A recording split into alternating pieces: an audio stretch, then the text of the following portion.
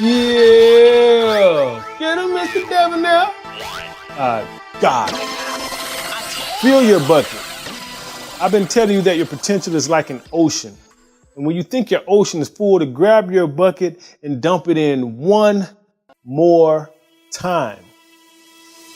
But now comes two key questions, and I know you've been wondering, Mr. Devinaire, what is this bucket you keep talking about, and how do I fill it?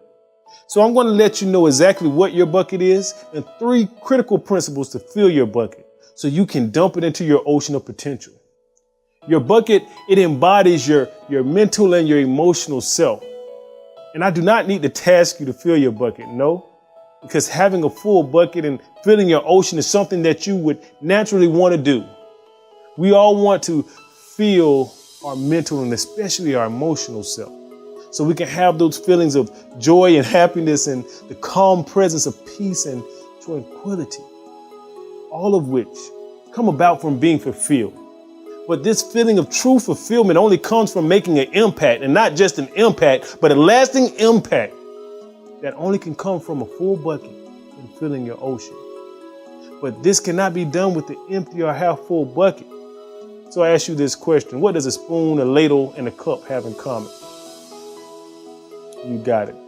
They all can be used to scoop and dip with.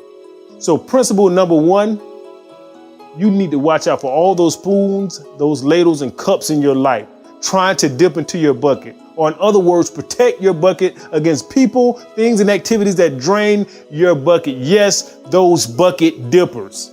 Guard against it. Use your lid and protect your bucket. It is not possible to fill your bucket when you have, at the same time, negative people continuing to dip over and over again in your bucket.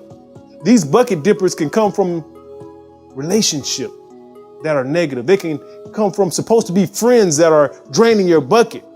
And what you have to understand is that many times we want to help people, and it's good to do that.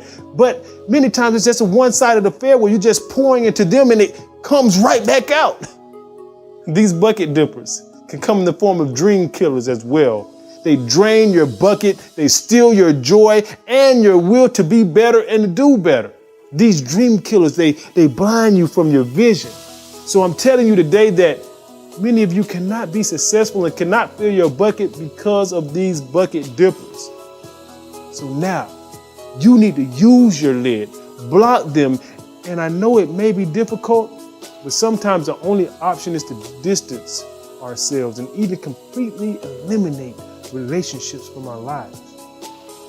But it's not only people, but activities and habits can drain your bucket as well. For example, poor time management can leave you feeling scattered and overwhelmed. It can have you stressed out. It can leave you with anxiety. Look at eating healthy and not eating healthy and not exercising. How these things can amplify your health and your strength, your energy, and your will to move forward. I could think of several things in my life that are certainly not filling my bucket. I want you to immediately make a plan to change. Plan to change those habits and activities that are bucket drainers, and plan to do it as soon as possible. I want you to take an inventory of the relationships and identify the relationships that are constantly dipping into your bucket and draining it dry. Make sure to spend less time with them, and if needed, completely cut it off. Next week, I will identify the next 2 principles you need to know to fill your bucket. But as far as now, understand those bucket dippers, those dream killers, those ladles, those spoons, those cups, remove them so you can rise, your potential can rise to the lid of your bucket and be protected. This is your boy, Mr. Devinaire, saying, I'm pouring into your bucket another deposit. Protect that deposit. Nurture that deposit. And when you're ready, pour it into your ocean and then execute. It's your January 1st.